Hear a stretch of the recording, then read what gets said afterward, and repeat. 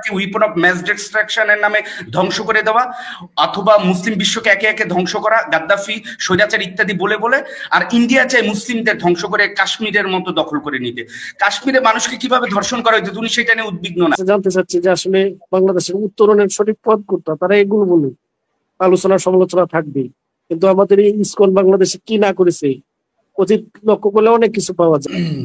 প্রথমে একটা কথাটা খুব জোরালোভাবে বলতে চাই, সেটা হচ্ছে যে ধর্ম আসলে চাপিয়ে দেওয়ার বিষয় না, কিন্তু ঠিক একইভাবে মুসলিমদেরকে অমুসলিম বানানোর প্রয়াস বা মুসলিম রাষ্ট্রের ভিতরে এন্টি মুসলিমরা এসে মুসলিম শিশুদের শিক্ষা নির্ধারণ করে দিয়ে সেটাকে চাপিয়ে দেওয়া, সেটাও নিশ্চয়ই আপনি ওয়েলকাম করবেন না।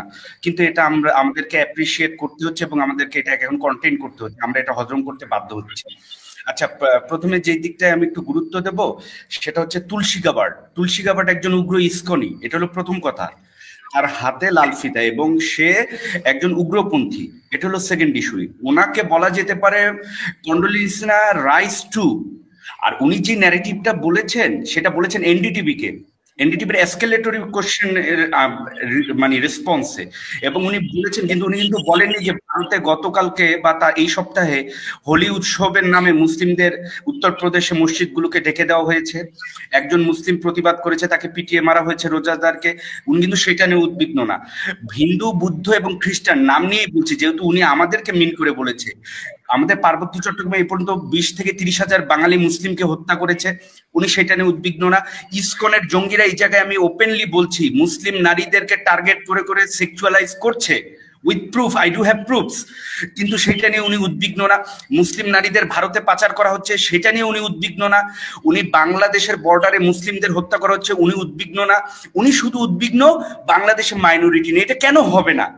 আপনি দেখেন, same narrative happen to the Goan Christians, same narrative happen to the Sikkims Buddhist, same narrative happen to the Hyderabadi Muslims, and they all embarrassed, এবং তাদের অস্তিত্ব বিনাশ হয়ে গেছে।